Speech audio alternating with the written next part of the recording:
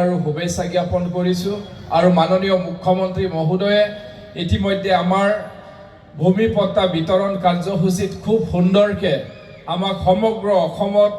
Mission বসুন্ধৰা 1, 2, 3 বিষয়ে আমাক বৰ্ণনা কৰিছে আৰু কিছু জল ডুবাৰ বিষয় লৈও তেখেতে খুব সুন্দৰভাৱে আমাক তেখেতৰ বক্তব্যৰ জৰিয়তে জনাৰ সুযোগ প্ৰদান কৰিছে। আজি আমি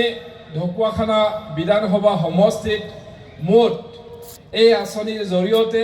৬,৭৮১ গৰাকী ব্যক্তিৰ লগতে অনুষ্ঠান প্ৰতিষ্ঠানে ইয়াৰ পৰা উপকৃত হ'ব আৰু আজি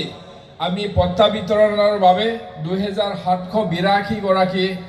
ব্যক্তিৰ লগতে অনুষ্ঠান প্ৰতিষ্ঠানক দিয়াৰ কাৰণে আজি ইতিমধ্যে ব্যৱস্থা গ্ৰহণ কৰা হৈছে আৰু ৩,৯৯৯টা ব্যক্তি লগতে অনুষ্ঠান প্ৰতিষ্ঠানৰ ইতিমধ্যে অনুমোদন কৰা হৈছে। কিন্তু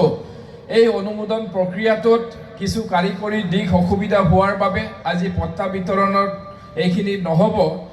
আৰু পৰৱৰ্তী দিনত এই কাৰিকৰী যিসকল প্ৰিমিয়াম জমা দিছে এইখিনিতো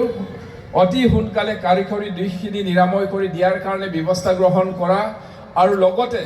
যিসকল সন্মানীয় ব্যক্তি বা অনুষ্ঠান প্ৰতিষ্ঠানৰ ইয়াতে বহুতো দৃষ্টিগোচৰ হৈছে পট্টাৰ বাবে অনুমোদিত হৈছে কিন্তু তেখেতলোকে যিখিনি প্ৰিমিয়াম জমা দিয়া হোৱা নাই। গতিকে মই সকলো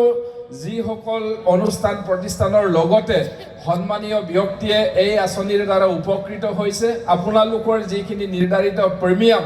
বা খাজনাসমূহক জমা দি পিনি অতি সোনকালে